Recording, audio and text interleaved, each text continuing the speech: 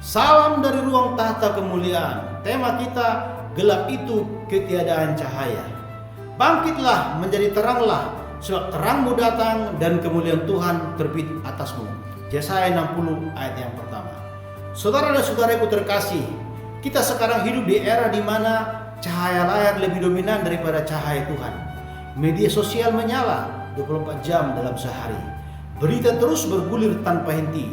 Dunia penuh dengan informasi, tapi tetap saja banyak orang tersesat dalam kegelapan moral dan dosa. Kenapa? Karena gelap bukan sesuatu yang memiliki kuasa sendiri, tetapi gelap itu adalah tanda tidak adanya terang. Secara lahiriah, ketika tidak ada sumber cahaya, kita tidak bisa melihat apapun, sehingga segala sesuatu menjadi gelap. Ini juga berlaku dalam kehidupan rohani dan moral. Ketika seseorang jauh dari kebenaran, hikmat dan kasih Tuhan, maka hati, pikiran, dan perasaannya akan menjadi gelap. Dan itu bukan karena kegelapan itu ada dengan sendirinya, tetapi karena terang Tuhan tidak ada di dalam dirinya. Ketika kebenaran tidak hadir, kebohongan bersih maharajalela. Ketika kasih Tuhan diabaikan, kebencian bertumbuh dengan subur. Ketika anak-anak Tuhan diam membisu, dunia dikuasai oleh suara-suara yang menyesatkan.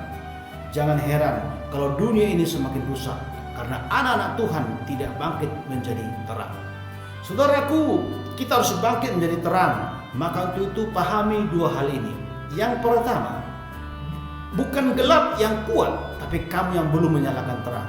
Firman Tuhan dalam Yohanes 1:5 berkata, terang itu bercahaya di dalam kegelapan, dan kegelapan itu tidak menguasainya. Pernahkah saudara masuk ke dalam satu ruangan yang gelap, lalu menyalakan lampu? Apa yang terjadi? Gelap langsung hilang, bukan? Kenapa? Karena kegelapan tidak bisa melawan terang. Tetapi masalahnya, banyak anak Tuhan yang takut bersinar, takut dianggap aneh dengan identitasnya sebagai pengikut Kristus, takut dikritik sehingga tidak berani berkata kebenaran. Padahal Tuhan memanggil kita untuk bersinar dan bukan untuk bersembunyi. Oleh sebab itu, jangan diam karena dunia membutuhkan terang. Jangan kompromi dengan dosa hanya karena takut kehilangan teman-teman. Jangan hidup biasa-biasa saja ketika Tuhan sudah memberikanmu kuasa untuk memberi dampak yang luar biasa.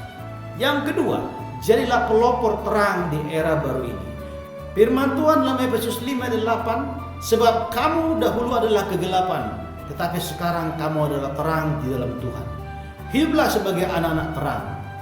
Masa depan bukan milik mereka yang hanya ikut arus, tetapi masa depan adalah milik mereka yang berani membawa perubahan ke arah yang positif. Maka untuk itu, gunakanlah platform sosialmu untuk menyebarkan terang, bukan kegelapan. Gunakan suaramu untuk membangun generasi ini, bukan untuk menghancurkan.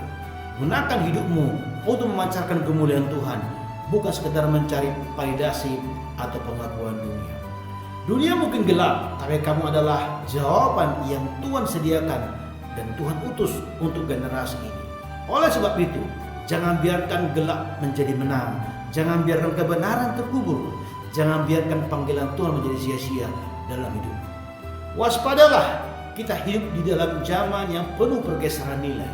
Dunia bilang dosa itu kebebasan dan asasi.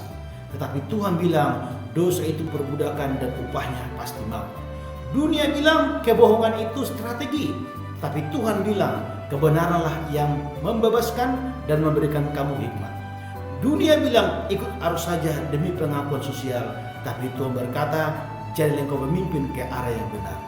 Jika kamu tidak menyuarakan terang, maka suara gelap yang akan menang. Oleh sebab itu, jangan hanya jadi penonton, jangan hanya jadi komentator, tetapi jadilah generasi terang yang memimpin perubahan. Jika bukan kamu, siapa lagi? Jika bukan sekarang, kapan lagi? Jika renungan ini menguatkan imanmu, bagikan kepada yang lain agar mereka juga dikuatkan. Demikian Tuhan berkati.